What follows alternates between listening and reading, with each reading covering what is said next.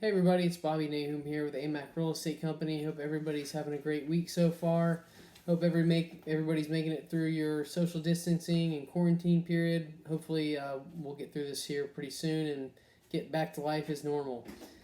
Hey, so today I wanted to talk to you guys about getting ready to buy a home, getting prepared to purchase a home.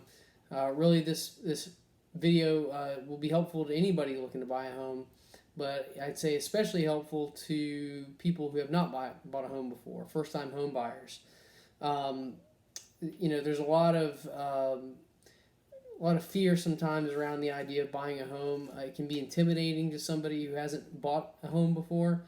A lot of people who are renting just never make the plunge because they're just too intimidated by the process. But I can tell you, with a little bit of planning, buying a home is a cinch. It's just about knowing what you need to do in order to get qualified, and you can figure that out.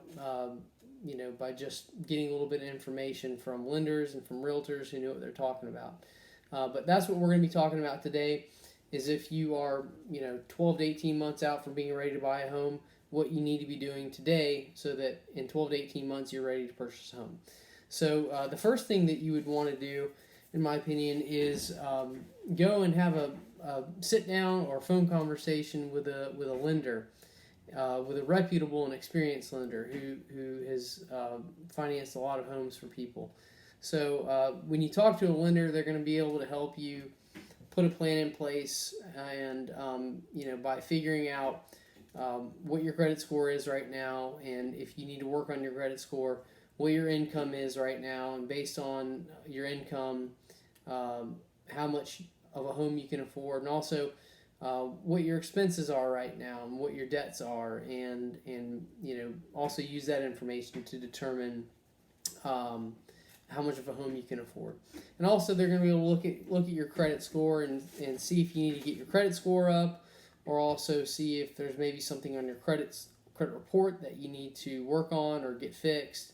There's a lot of things that they can look at now to determine if whether or not you need to do something, take action to do something or fix something or work on something, so that in 12 to 18 months you're ready to buy a home. But you need to start preparing now, because if there is something you need to work on, sometimes these things take time.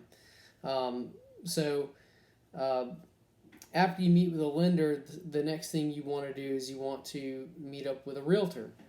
So when you meet up with the realtor, you want to talk to the realtor, let them know about what you and the lender talked about, and how much of a home you can afford based on what the lender told you.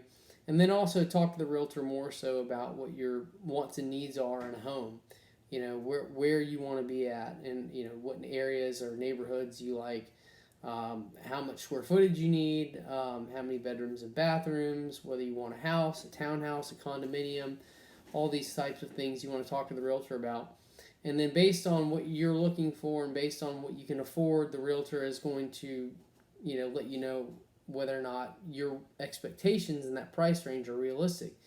A good realtor is going to know the inventory in your market really well, and if what you are looking for and what you can afford, if they're not matched up and they're not realistic, you may need to make some expectations based on what's available in the price range you can afford. But these are all things that you can figure out, and and if what you can afford, or if what you want you can't afford right now, you've got some time maybe to work on that as well. And maybe if you can figure out a way to get your income up or whatever so that you can afford the home that you want, you've got time to work on that. So again, that's why we're having these meetings 12 to 18 months out, so that you can take steps that you need to prepare to get the home that you want.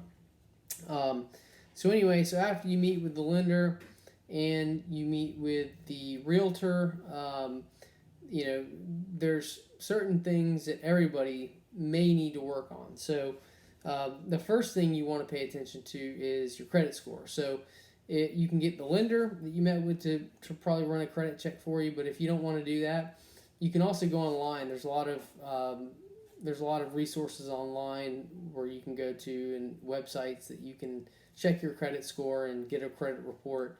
and figure out where you're at. So um, you need to pay attention to your credit score, and then also your credit report. But the credit score is the main thing. So where do you need to be at with your credit score? So it depends on the type of financing you're going to get, the type of mortgage you're going to get. So there's two categories of mortgages. So you've got government-backed mortgages, which would include FHA mortgage, VA loans, and a USDA rural development loan. And then you've got conventional financing, conventional mortgages. So typically, conventional mortgage is your best option because it's going to be the best terms typically in terms of, you're going to have the PMI won't be as high, the mortgage insurance, and then also typically your closing costs are going to be lower on a conventional mortgage than they will be typically on government-backed either FHA, USDA, or VA mortgage. But there are advantages to the other mortgages, the government-insured mortgages, FHA, VA, and USDA. So talk with your lender more about what's the right mortgage for you. That's kind of their wheelhouse, not mine. But if you are getting a conventional loan, you'll probably need to get your credit score up to around 700, give or take a little bit.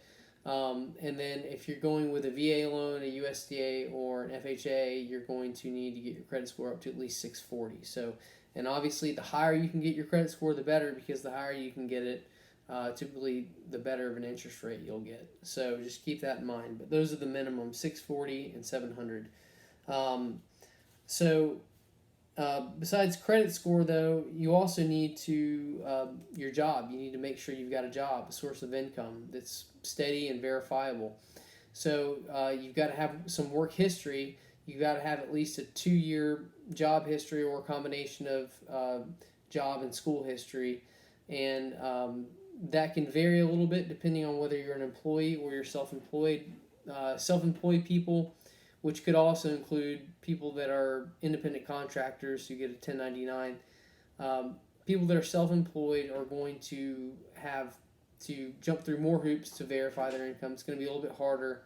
You're going to have more job history than you would if you are just an employee. But so if you're self-employed, it's 2 years job history. You're going to have 2 years tax returns to show typically.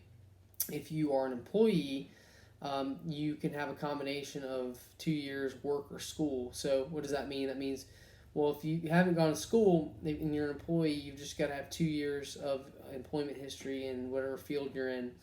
If you've coming out of school and you just got a job, let's say you're a nurse and you've been a nurse for 6 months, but you were in nursing school right before you got your nursing job.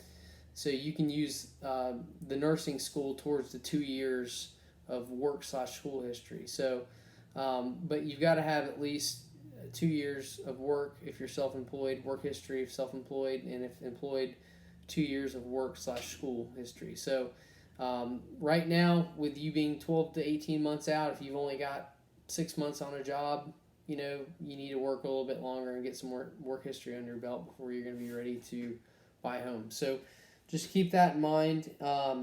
Also, the next thing is down payment. So you got to have money for a down payment for a home, and then also you've got to have additional money for your closing costs, which are on top of a down payment. So when you buy a home, you have what I call your total cash to close. That you've got the cash that you need to buy a home. It's comprised of two different parts. You've got one, which is your down payment, and then your next, which is going to be the closing costs, which are associated with the purchase. So down payment depends on what type of mortgage you get. If you go with conventional financing and you're a first-time home buyer, you can get in with as little as 3% down. On conventional financing, if you have bought a home before, the lowest you can go is 5% down. With FHA, it's 3.5% down as the minimum. And then if you're a veteran and you're getting the VA loan, you don't have to put any money down for a down payment. And if you're doing the USDA rural development loan, which is only eligible for homes that are located in a certain area, it's in like more rural areas, you also don't have to have a down payment. So, but you'll still have the closing costs. So that's the down payment amounts that you have, anywhere from 0 to as low as 5%. And obviously, you can put more down for a down payment if you have it and you want to, but those are the minimums. So for closing costs, though, it's typically going to be anywhere from 3% to 5% of the sale price of the property. And where it falls in that range is going to depend on a couple things. It's going to depend on how expensive the home is. The more expensive the home, the less of a percentage of the price of the home it's going to be. And then also depends on, like I said, the type of loan. So typically, your government insured FHA, VA, USDA loans are going to be more expensive. They're going to have more higher closing costs than, say, a conventional loan. So it just depends on those things. Where it depend, whether it's going to be closer to 3% or closer to 5%. So, but with closing costs, you can ask the seller to pay for some of your closing costs. They don't have to, but if you can negotiate that, it may be able to help you reduce the amount of closing costs that you have to bring. But when you're planning and you're saving up cash to buy a home, plan on having cash set aside for both the down payment and for closing costs. Okay, so let's see here. So we talked about having a job. We talked about the credit score. We talked about your down payment. So now let's talk about things that you don't want to do if you're planning on buying a home in the next 12 to 18 months. So you do not want to make any large purchases, especially on if you're financing. Don't make any large finance purchases. So that means don't go out and buy a couch. Don't go out and buy a car and finance it. You can buy a couch if you have the cash to buy it. That's fine. But I'm talking about if you're having to finance furniture or something, don't do that. The reason you don't want to do that is because anything that you finance, it's going to increase your debt to income ratio. The higher your debt to income ratio is, the less of a home you can buy, or the less chance you might qualify to buy a home at all. So if you can put those other big purchases off until after you buy a home, that would definitely help you with your ability to being able to purchase a home. Also, make sure all your income's documented for the next 12 to 18 months.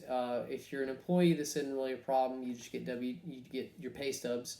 But if you're self-employed, sometimes you gotta take extra steps to document your income, especially if you're in a business that gets a lot of cash receipts. It's important that you're verifying all the income, because if you've got the income but it's not verified, then the lender can't use it to verify your income and use that income to help you purchase a house. So remember that. Verify all your income.